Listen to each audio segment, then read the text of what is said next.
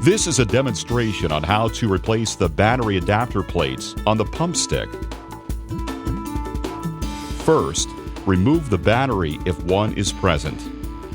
Then, remove the 4 flathead screws securing the adapter plate to the pump.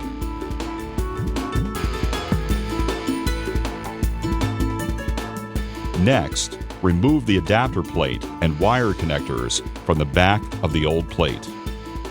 Plug the wire connectors into the new adapter plate.